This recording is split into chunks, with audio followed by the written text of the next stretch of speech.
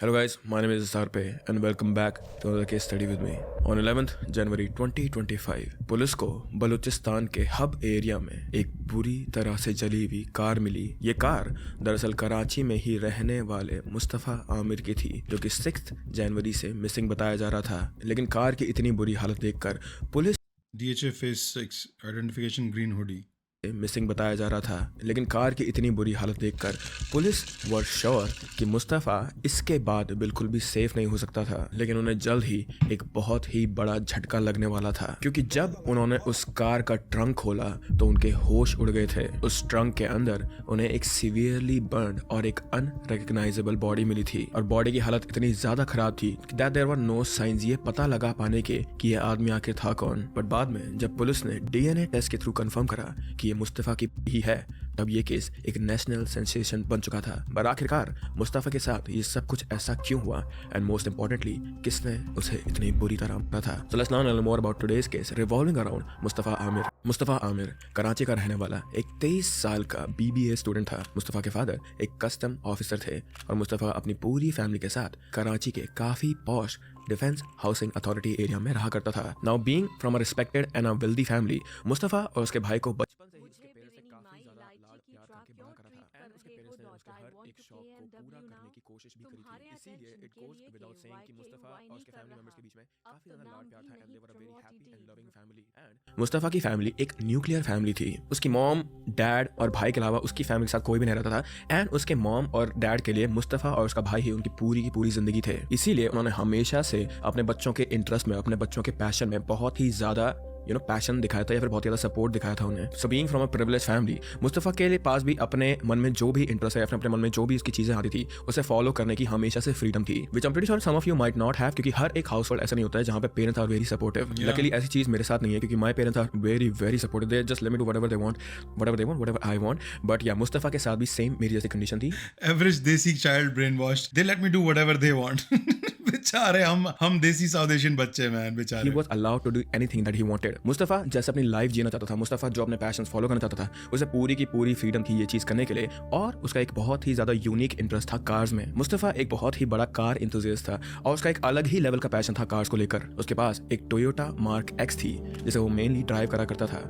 But इसके अलावा भी उसके घर पर मल्टीपल गाड़ियां थी। अपने कार्स को ड्राइव के लिए ट्रैक पर ले जाना और उन्हें मॉडिफाई एंड कस्टमाइज करना was one of his favourite things to do.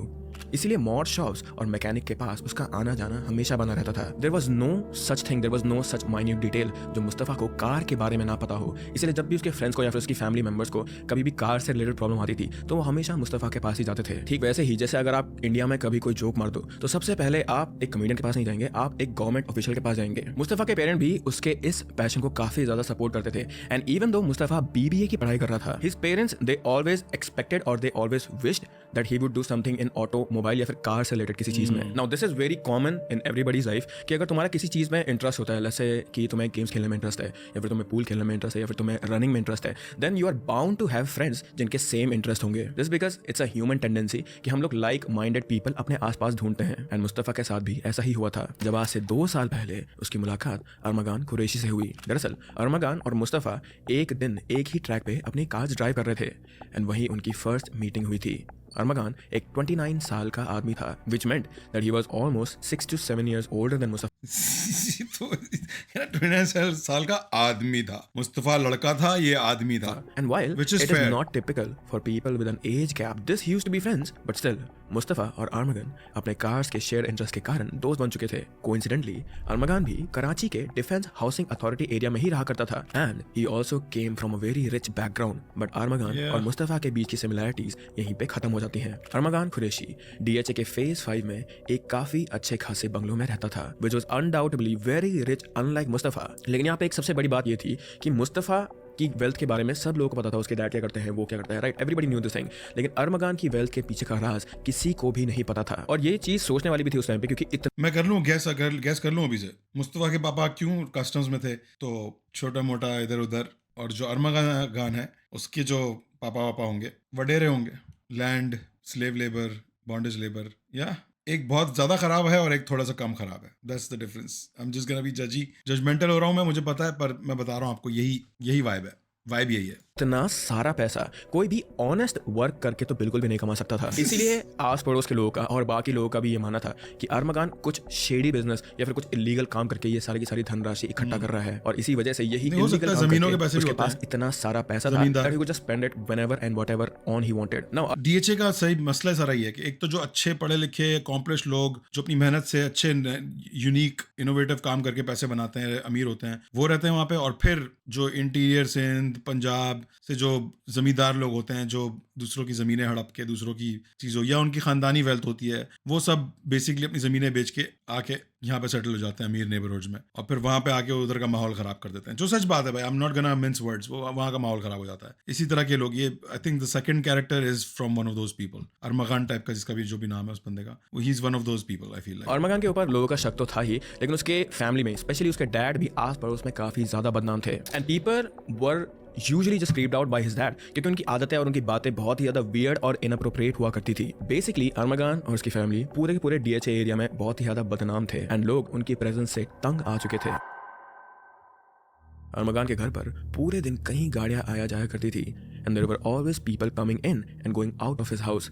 Late nights पर उसके घर से लाउड म्यूजिक एंड इवन की आवाज़ें भी आया करती थी, जिसके कारण आसपास रहने वाले सारे लोग काफी ज्यादा परेशान और डरे हुए रहा करते थे। वो अपने घर पर 3 लायन कव्स भी रखा करता था, which could have put anyone's life at risk। लेकिन जब आपके पास अरमगान जितना पैसा और पावर हो, तब आपके शौक के सामने दूसरे लोगों की जिंदगी काफी ज्यादा छोटी दिखती है। बट असाइड फ्रॉम दिस, अरमगान के घर पर जो सबसे ज्यादा शेडी चीज थी वो थे वहां पर मौजूद 100 से भी ज्यादा प्राइवेट गार्ड्स, जो कि एलिजिडली आसपास के लोगों को हरास भी किया करते थे। Not only this, but Armaghan allegedly अपने घर के हाउस हेल्प और अननोन वुमन जो उसके घर पे आया करती थी उन्हें हरास भी किया करता था। सो अरमगान की फैमिली सिर्फ एक न्यूसेंस ही नहीं बल्कि एक बहुत ही ज्यादा डेंजरस फैमिली भी थी। नाउ इनके खिलाफ कई सारे नेबर्स ने, कई सारे लोगों ने कंप्लेंट भी करी थी, शिकायत भी करी थी, लेकिन उस चीज़ का कोई भी फायदा नहीं हुआ था, क्योंकि जिस रियल एस्टेट एजेंट ने अरमगान की फैमिली को उनका वो घर दिलाया था, वो ये सारी कंप्लेंट होने के बाद बस ये बोल के टाल देता था उन बातों को कि अरमगान के फादर तो एक बहुत ज़्यादा रिस्पेक्टेबल एंड रिलीजियस मैन है, वो ऐसे काम कभी भी नहीं कर सकते हैं, you guys are overreacting to this thing. But tell me this thing, कौन सा ऐसा रिलीजियस आदमी होगा जो इतना डरा हुआ रहता होगा कि उसके घर में 100 से भी ज्यादा गार्ड हमेशा तैनात रहते थे? कौन से रिस्पेक्टेबल फैमिली के घर से गन की आवाज आती है रात को? एंड द बिग एलिफेंट और the big question here was कि आखिर अरमगान और उसकी फैमिली ऐसा क्या काम करते थे कि उन्हें इतने सिक्योरिटी गार्ड की जरूरत पड़ती थी? एंड ऑल्सो दिस कि how were they able to afford 100 people, 100 security guard at all the time? How were they able to have these lavish parties? How were they able to have this house? How did they have money? So ये सारी बातें उन्हें काफी ज्यादा खतरनाक बनाती थी, काफी ज्यादा माफिया टाइप की फैमिली बनाती थी। एंड क्योंकि मुस्तफा अरमगान का दोस्त था, तो अनफॉर्चुनेटली वो भी इस डेंजरस और वो भी इस सर्कल का पार्ट बनने वाला था। जाने अनजाने में मुस्तफा भी अरमगान की शेडी बिजनेस में डायरेक्टली या इनडायरेक्टली इन्वॉल्व हो चुका था। अरमगान के क्लोज आने के कुछ समय बाद ही मुस्तफा को उसके वेल्थ और पावर का सोर्स पता चल गया था, एंड इट वाज ड्रग्स। अरमगान एक ड्रग डीलर था, and he was the part of Pakistan drug trade, जिसमें करोड़ों के ड्रग्स खरीदे और बेचे जाते थे। अरमगान ये ड्रग्स पाकिस्तान की हाई एंड सोसाइटीज में बेचा करता था, and he was also a drug user himself. Armaghan की पार्टीज एंड मीटअप्स को अब मुस्तफा भी अटेंड किया करता था, but this was a mistake जो आगे जाकर मुस्तफा के लिए बहुत गलत साबित होने वाली थी। अरमगान के साथ इन्वॉल्वमेंट के कारण लेट 2004 में मुस्तफा एक ड्रग केस में भी इन्वॉल्व हो चुका था, जिसके कारण उसके ऊपर एक कोर्ट ट्रायल एंड इन्वेस्टिगेशन भी चल रही थी। So you can clearly see this thing कि अरमगान के साथ या फिर अरमगान के साथ अपने आप को इन्वॉल्व करने के बाद मुस्तफा, जो कि बहुत ज्यादा लविंग और एक बहुत ज्यादा रिस्पेक्टेड फैमिली से आता था, वो भी अब कहीं ना कहीं इसी रास्ते पे चलने लगा था। मुस्तफा जैसा इनोसेंट और बहुत ज्यादा पैशनेट लड़का जो कास्ट के लिए बहुत ज्यादा पैशनेट था, वो अब अपने पैशन और अपने लव की वजह से ही पहले तो अरमगान की दोस्ती में आ गया था, और अब वो इस सर्कल का एक पार्ट बन चुका था। Basically he was associating with this dangerous company और with this dangerous work which his friend used to do. जिस आदमी ने अपने कार के पैशन या फिर अपने इंटरेस्ट के कारण एक आदमी से दोस्ती करी थी, अब उसी पैशन के कारण वो एक डेंजरस ड्रग डीलिंग माफिया और एक इलीगल चीजों के कारोबार के चक्कर में फंस चुका था। लेकिन nobody, not even Mustafa, had this idea कि उसका अरमगान के साथ दोस्ती करने का, इस सर्कल में रहने का कितना बड़ा नुकसान या फिर कितना बड़ा घाटा होने वाला था, क्योंकि बहुत ही जल्द मुस्तफा को भारी कीमत चुकानी पड़ी थी इस दोस्ती की। ऑन 6 जनवरी 2025 शाम के अराउंड 6:30 बजे मुस्तफा अपने घर से अपनी कार लेकर निकला था। सिंस मुस्तफा बिना ज्यादा तैयार हुए अपने हुडी में बाहर निकल रहा था, तो उसकी मॉम ने अज्यूम करा कि वो कुछ देर में ही घर घर वापस आ जाएगा। नाउ फॉर एनी मदर उनके बच्चे उनके नंबर 1 प्रायोरिटी होते हैं, एंड अगर वो उनकी नजर से 1 घंटे के लिए भी गायब हो जाए तो एक मदर का बेचैन होना एक काफी नॉर्मल बात होती है। The same was the case with Mustafa's mom too, क्योंकि जब 1 घंटे बीतने के बाद भी मुस्तफा घर नहीं लौटा और ना ही उसकी कोई कॉल या मैसेज आया उनकी मॉम को, तब उसकी मॉम ने उससे कांटेक्ट करने की कोशिश करी, लेकिन मुस्तफा का फोन अनरीचेबल आ रहा था। ऐसा होने के बाद मुस्तफा की मॉम ने उसके हर एक पॉसिबल फ्रेंड को कॉल करा टू आस्क इफ मुस्तफा उनके साथ या फिर उनके आसपास कहीं गया है, लेकिन हर जगह से उन्हें बस नेगेटिव आंसर ही मिल रहे थे। जब मुस्तफा की मॉम ने अरमा खान को कॉल करके पूछा कि उसे मुस्तफा के बारे में कुछ पता है या नहीं, तो अरमा खान ने काफी कैजुअली उन्हें बताया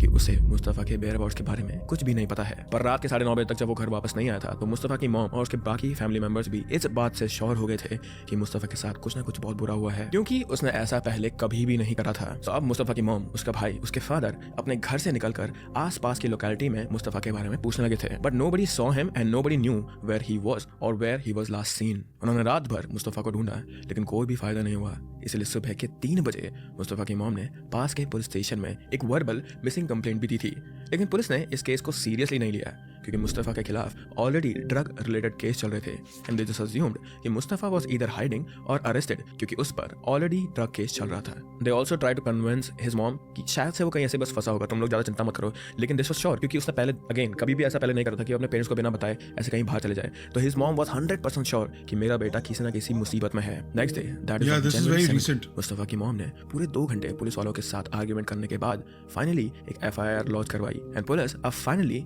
मुस्तफा को ढूंढने के काम पर लग चुके थे। पर उसके ऊपर हुए पहले के केसेस के कारण पुलिस अभी भी मुस्तफा की सिचुएशन को पूरी सीरियसली नहीं ले रही थी, and they were also not convinced. इसीलिए मल्टीपल डेज इन्वेस्टिगेशन चलने के बाद भी मुस्तफा के केस में कोई भी ब्रेक थ्रू नहीं आया था। सो लाइक आई सेड कि मुस्तफा के क्राइम रिकॉर्ड्स को लेकर पुलिस इस केस पे बिल्कुल भी सीरियस नहीं थी, they were not responsive enough. इसलिए ये भी Stream after the stream ends, it's only available for members. So if you are a member, you can watch the stream.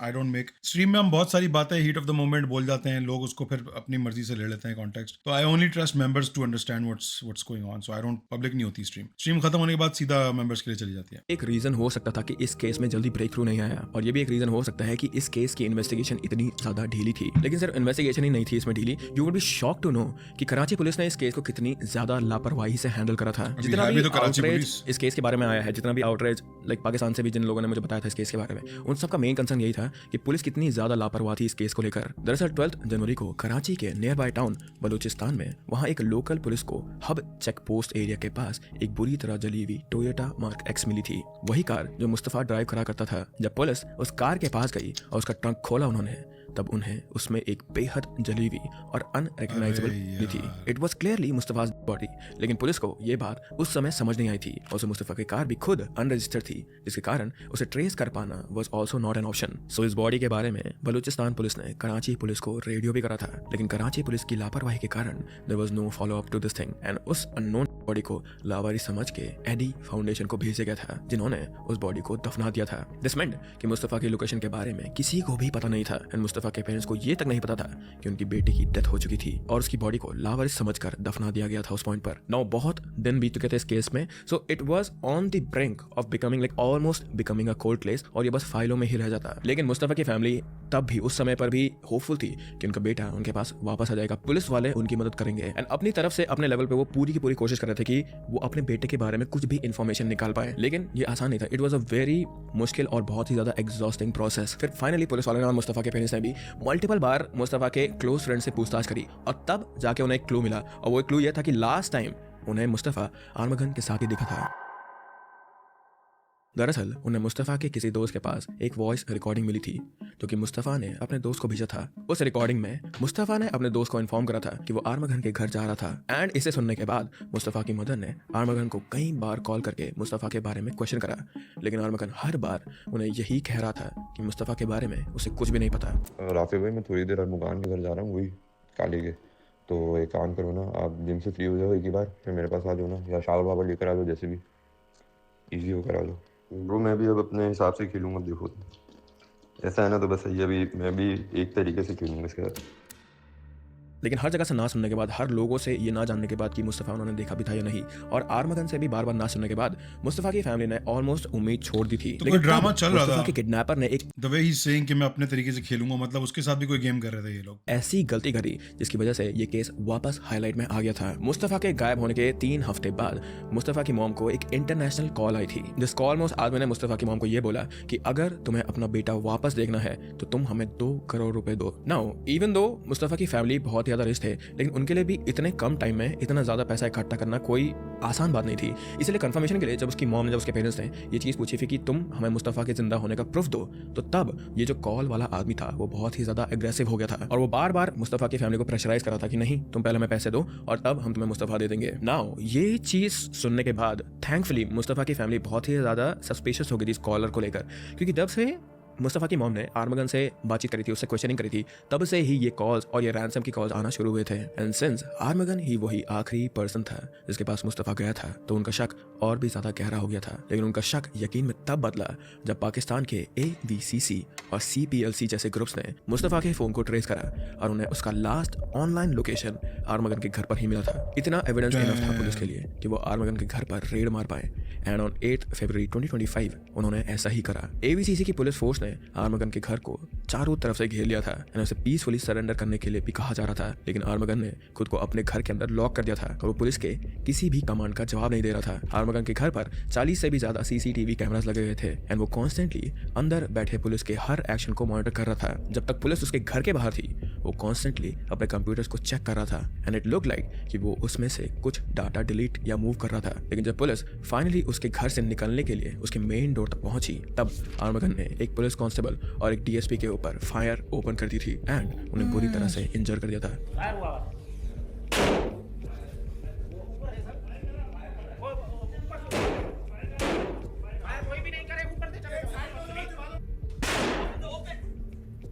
Now even if तुम लोग एक मुजरिम हो, you cannot be stupid enough कि तुम लोग एक पुलिस वाले के ऊपर फायर कर दो। So now can you imagine वो भी कि पूरी आर्मगन के दिमाग में प्लेटून उस के टाइम साथ पे आए क्या हुए हैं। चल रहा होगा कि उसने ऐसा करा। और उसके इस एक्शन से ये बात तो बिल्कुल क्लियर थी कि आर्मगन अपने आप में इतना ज्यादा धुत था कि उसे लॉ और ऑर्डर से कुछ भी फर्क नहीं पड़ता था। आर्मगन के करते ही सारे पुलिस ऑफिसर्स ने कवर लिया और आर्मगन और पुलिस के बीच ये शूट आउट पूरे 4 घंटे तक चला। बट इवेंचुअली पुलिस ने आर्मगन को ओवर पावर कर दिया था and they finally arrested this guy. But जो असली एविडेंस था वो आर्मगन के घर के अंदर से मिलने वाला था, क्योंकि जब पुलिस ने आर्मगन के घर की तलाशी ली तब उनकी आंखें फटी की फटी रह गई थी। लाइक आई सेड कि आर्मगन बहुत ही ज्यादा अमीर था एंड किसी को भी ये चीज पता नहीं थी कि उसके पास ये सारा का सारा पैसा आ कहां से रहा था। लेकिन पुलिस का रेड मारने के बाद उसके अमीर होने का सच सबके सामने आ चुका था।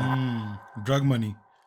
जब पुलिस ने आर्मगन के घर से अच्छे से तलाशी ली तब उन्हें वहां पर ढेर सारे लैपटॉप्स, मोबाइल फोन्स और दूसरे इलेक्ट्रॉनिक डिवाइसेस मिले थे। स्कैमर लैपटॉप थे जिसमें से आर्मगन रेड के वक्त डेटा डिलीट करने की कोशिश कर रहा था। फर्दर इन्वेस्टिगेशन के बाद पता चला कि आर्मगन के अपने घर पर ही एक कॉल सेंटर चल रहा था जिसमें अराउंड 30 से 40 एम्प्लॉइज काम कर रहे थे। ये कॉल सेंटर दरअसल एक स्कैम कॉल सेंटर था जो US बेस्ड लोगों को स्कैम करके उनके पैसे चुराया करता था। सिर्फ इतना ही नहीं, आर्मगन के पास 2 काफी हाई एंड कंप्यूटर्स भी थे जिसका इस्तेमाल करके वो क्रिप्टो माइनिंग करा करता था। एंड जैसे कि मैंने ऑलरेडी बताया था, he was also a drug dealer. So उसके घर पर लाखों के ड्रग्स भी मिले थे। So this was his source of income, जिसके कारण वो इतना अमीर बन पाया था।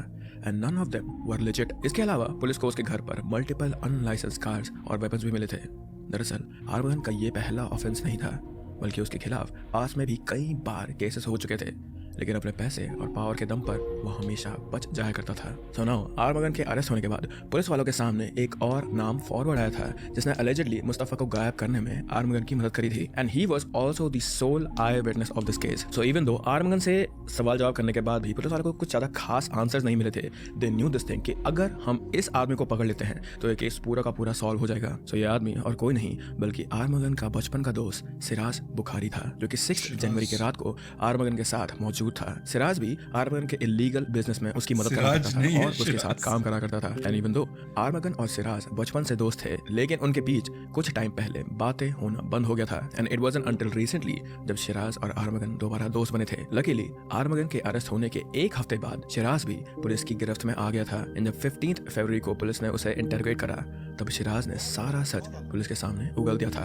उसने पुलिस को बताया कि आर्मगन के घर पर होस्ट हुई न्यू ईयर पार्टी से पहले एक लड़की आर्मगन के घर आई थी। अकॉर्डिंग टू रिपोर्ट्स इस लड़की का नाम जुमा बताया जा रहा था। इट इज अनक्लियर कि वो आर्मगन की एग्जैक्टली क्या लगती थी, बट फॉर सम रीजन आर्मगन और उस लड़की के बीच झगड़ा हुआ था, जिसके बाद जुमा वहां से चली गई थी। इस इंसिडेंट के बाद अलेजिडली मुस्तफा और आर्मगन के बीच में भी नेक्स्ट डे लड़ाई हुई थी एंड मुस्तफा ने आर्मगन की न्यू ईयर पार्टी भी अटेंड नहीं करी थी। अकॉर्डिंग टू शिराज इन सब बातों ने आर्मगन को काफी ज्यादा गुस्सा कर दिया था, जिसके कारण ऑन 5 जनवरी आर्मगन ने शिराज और जुमा को अपने घर पर इनवाइट करा था। आर्मगन अभी भी जुमा के साथ हुए आर्ग्यूमेंट को लेकर काफी ज्यादा भड़का हुआ था एंड ही बिलीव कि जुमा ने उसके कॉल सेंटर की डिटेल्स बाहर लीक कर दी हैं, इसलिए उसने उस लड़की को मिलने के बहाने अपने घर पर बुलाया था। But what this girl did not know was कि आर्मगन ने उसे सिर्फ मिलने के लिए नहीं बुलाया था, बल्कि he had something evil cooking in his mind. इसीलिए उस लड़की ने कभी एक्सपेक्ट ही नहीं करा था कि उसके साथ वहाँ क्या होने वाला है। जब वो लड़की वहाँ पहुंची तो शिराज ऑलरेडी आर्मगन के साथ था एंड इससे पहले कि वो कुछ करती, आर्मगन ने उसे एक आयरन रॉड का इस्तेमाल करके शुरू कर दिया था। लेकिन शिराज ने किसी तरह से आर्मगन को रोका और जुमा को एक कैब में बैठाया and he told her to tend to her wounds. साथ ही साथ आर्मगन ने उसे थ्रेटन भी किया कि अगर वो किसी को भी आर्मगन के अगेंस्ट कुछ भी कहेगी तो वो उसकी ले लेगा।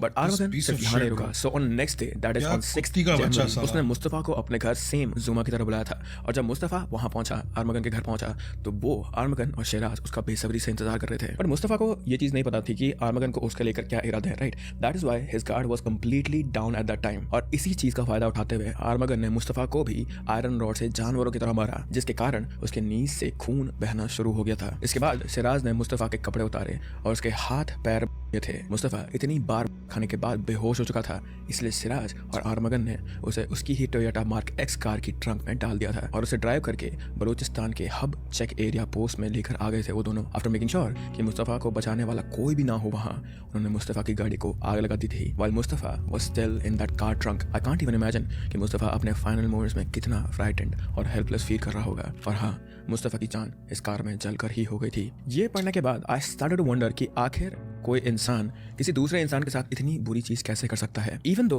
बाद में चीज पता चली थी कि आर्मगन और शिराज उस समय दोनों ने शराब पी थी। They were both under the influence that explained their nature of violence और देयर लाइक वायलेंट क्राइम, जितनी इंटेंसिटी से उन्होंने करा था। But this still does not justify it. But carrying on with this case, Mustafa को जिंदा जला देने के बाद शिराज और आर्मगन दोनों अपने घर वापस पैदल पैदल निकल गए थे और वो लोग रास्ते में गाड़ियों से लिफ्ट मांग रहे थे DHA वापस जाने के लिए। और इतना बड़ा कांड करने के बाद वो दोनों अंडरग्राउंड हो गए थे and they acted like nothing ever happened. और इसी के बाद जब मुस्तफा की मॉम ने आर्मगन को बार बार कॉल करके उससे पूछताछ करी थी वो, तब उसने ही एक इंटरनेशनल नंबर से कॉल लगाया था मुस्तफा की मदर को, ताकि उनका ध्यान मुस्तफा से हटकर, उसकी कार से हटकर, पुलिस वालों से हटकर इस इंटरनेशनल आदमी पे, इस रैंसम वाले आदमी पे लग जाए और ये केस थोड़ा सा डाइवर्ट हो जाए। और ये रैंसम मांगने के बाद मुस्तफा और शिराज दोनों ही कराची से बाहर दूसरे शहरों में जाकर अंडरग्राउंड भी हुए थे। एंड अकॉर्डिंग टू रिपोर्ट्स ये सब कुछ करने की सलाह आर्मगन और शिराज को आर्मगन के फादर ने दी थी। दरअसल आर्मगन ने मुस्तफा को मारने के बाद अपने फादर को इस बारे में इन्फॉर्म कर दिया था, जिसके बाद उन्होंने आर्मगन और बाप तो देख लो उसका, इंडियन फिल्मों का विलन भाई बन के घूम रहा है, वो हैप्पीली बन के घूम रहा है ऐसे।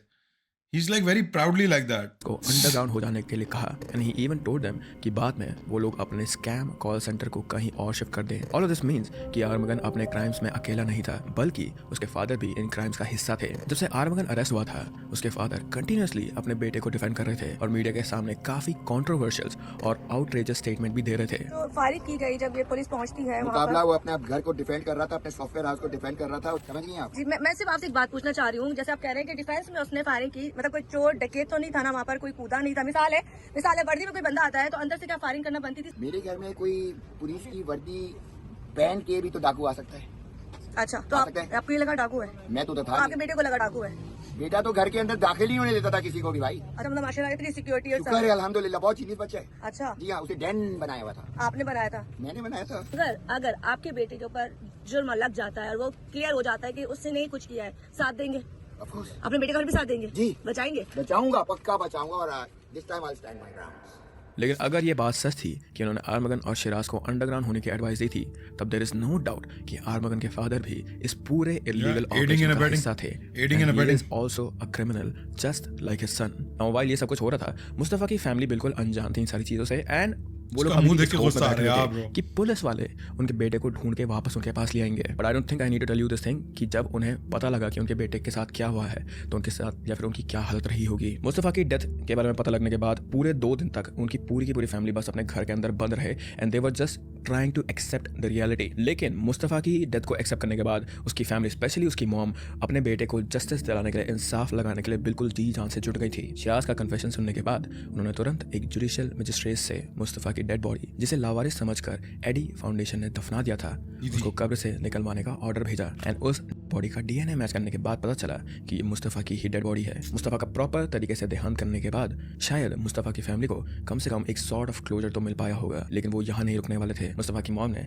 सोशल मीडिया पर #justice for मुस्तफा ट्रेंड कराना शुरू करा और ये केस सोशल मीडिया पर वायरल होने लगा था एंड अब ये नेशनल इशू बन चुका था, जिसके कारण कोर्ट और पुलिस के ऊपर भी काफी ज्यादा प्रेशर आया था। मुस्तफा की मॉम ने अपनी वीडियो स्टेटमेंट में कराची पुलिस के कुछ ऑफिसर्स को केस को मिस हैंडल करने के लिए कॉल आउट करा था। SSP Ali Hassan should be suspended immediately, terminated, whatever. He should be not in the police anymore.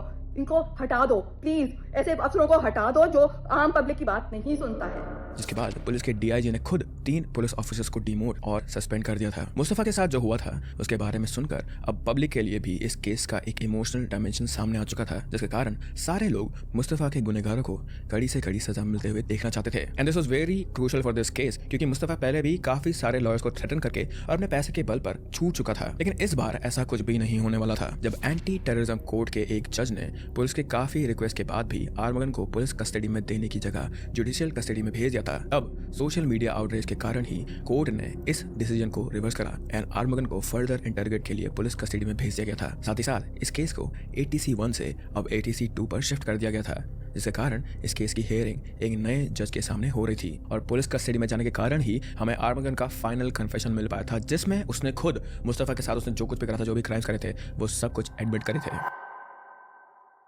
लेकिन आर्मगन के कन्फेशन के बाद ये केस सिर्फ अब मुस्तफा के ब्रूटल मर्डर का केस नहीं था, क्योंकि इस केस के चलते हुए पाकिस्तान में एक बहुत ही बड़े चल रहे ड्रग रैकेट के लोग सामने आने वाले थे, जिसके कारण इस केस से जुड़े हुए लोग धीरे धीरे अब एक्सपोज हो रहे थे। पाकिस्तान के जाने माने एक्टर साजिद हसन के बेटे साहिर हसन का भी नाम इस केस में आया है, क्योंकि अकॉर्डिंग टू पुलिस उन्होंने एलिजिडली आर्मगन के घर से साहिर को अरेस्ट करा था, लेकिन साहिर हसन ने कोर्ट में अपना इस केस में किसी भी तरह का इन्वॉल्वमेंट होने से मना कर दिया है। And I have nothing to do with that other criminal Armagan case. I have nothing to do with that. अच्छा, मुस्तफा से या कभी आपकी उनकी मुलाकात हुई अरमगान से? I knew them as acquaintances. They weren't my friends. तो ये जो इल्जाम लग रहा है कि आपने उनको मंशियात जो है फरोख्त की है या आप उनसे मंशियात लेते रहे, इस हवाले से क्या कहेंगे? I would never buy from Mustafa and I would never sell to Mustafa. We were friends.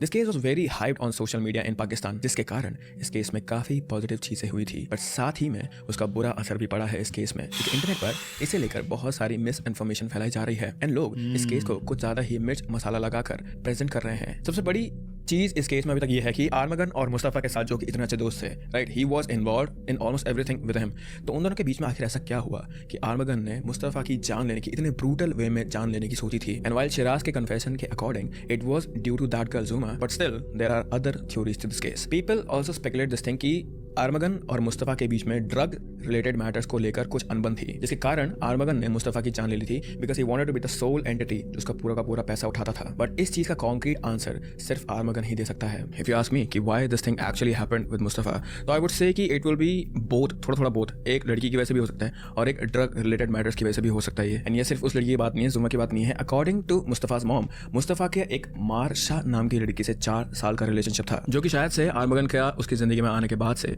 काफी ज्यादा टर्मोइल और प्रॉब्लम से गुजर रहा था। And according to reports, Mustafa की मौत के बाद से ही मारशा US चली गई थी, which is again very suspicious, but we can not confirm this thing, so इस बारे में अभी कुछ ज्यादा नहीं बोलूंगा। On the other hand we know this thing कि मुस्तफा आर्मगन के ड्रग रिलेटेड ट्रेड में डायरेक्टली या फिर इनडायरेक्टली इन्वॉल्व था, सो मनी रीजन भी हो सकता है और ओनरशिप रीजन की वजह से भी there might have been some feud between both of them. लेकिन again these are just speculations by me and इस चीज का डायरेक्ट जवाब सिर्फ आर्मगन ही दे सकता है, who is not interested in giving this answer and we can only just speculate about this thing. As of now ये case अभी भी कोर्ट में चल रहा है और इसकी इन्वेस्टिगेशन अभी भी जारी है और इस केस से रिलेटेड जितने भी नाम सामने आए हैं और जितने भी बाकी के केस खुले हैं उन पर भी पुलिस अभी इन्वेस्टिगेट कर रही है। But one thing here is कि शिराज ने जुडिशियल मजिस्ट्रेट के सामने कन्फेस करने से मना कर दिया है, जिसके कारण इस केस के कोर्ट ट्रायल पर काफी ज्यादा असर पड़ा है। बट आई होप कि सच कोर्ट के सामने आ पाए एंड मुस्तफा के कातिलों को भी कड़ी से कड़ी सजा मिले। Now on social media only and बाकी जगह पर भी मैंने बहुत बार देख लिया है कि पीपल आर सेइंग कि मुस्तफ़ा खुद एक मुजरिम था, राइट, वो खुद इन चीज़ों में इन्वॉल्व था, तो उसे कोई भी जस्टिस या फिर सिंपैथी नहीं मिलनी चाहिए। एंड जनरली मेरे राइटर और मेरे दोनों के ओपिनियन में ये चीज़ बिल्कुल ही गलत है। लोग ये चीज़ भूल जाते हैं कि क्रिमिनल और नॉट,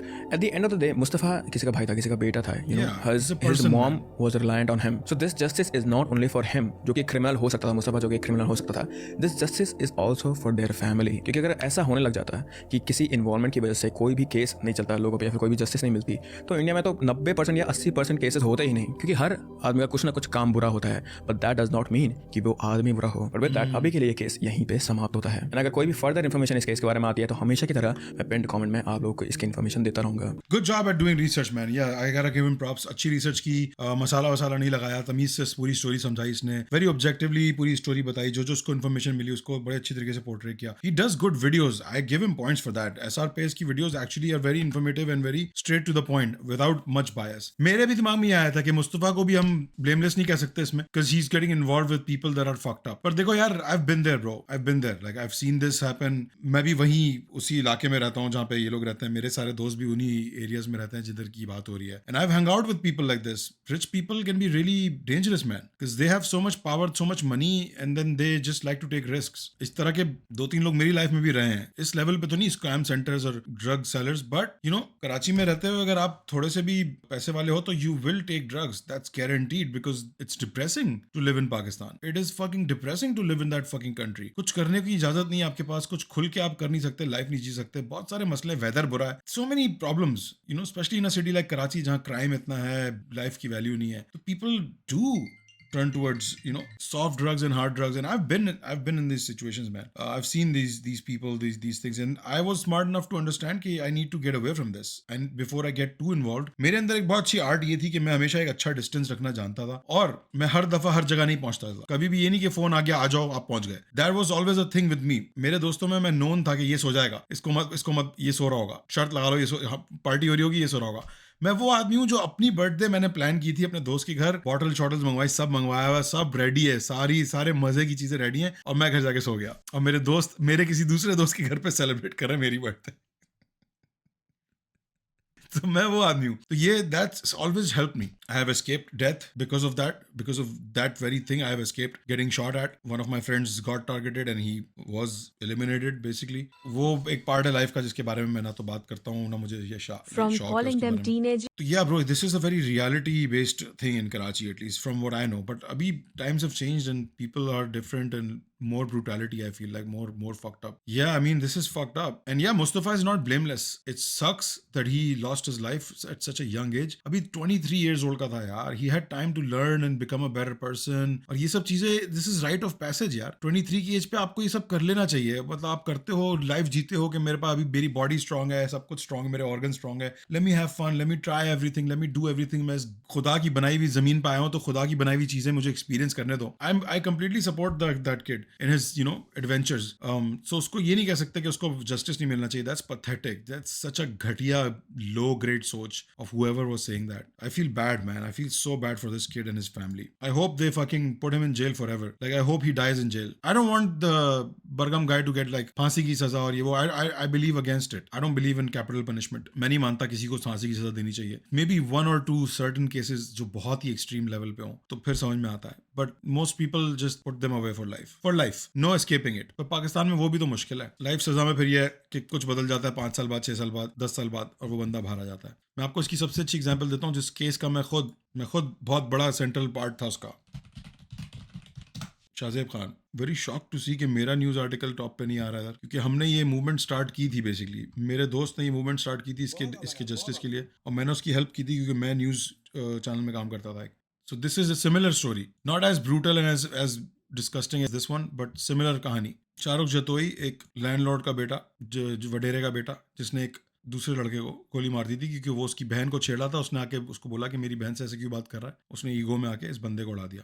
ये these kind of things happen a lot. I hope ये शाहरुख जतोई भी कभी जेल से बाहर ना आए, and I hope ये बरमबाग नमगाब जो भी नाम था अजीब से आदमी के बेटे का, ये भी कभी बाहर ना आए जेल से. और I hope इसका बाप भी जेल जाए bro. I hope that happens, but who knows. I don't even know if this is safe to say like that because these people are literally in Karachi, but it's fine. Like I'm in US, so I'm safe from these fuckers.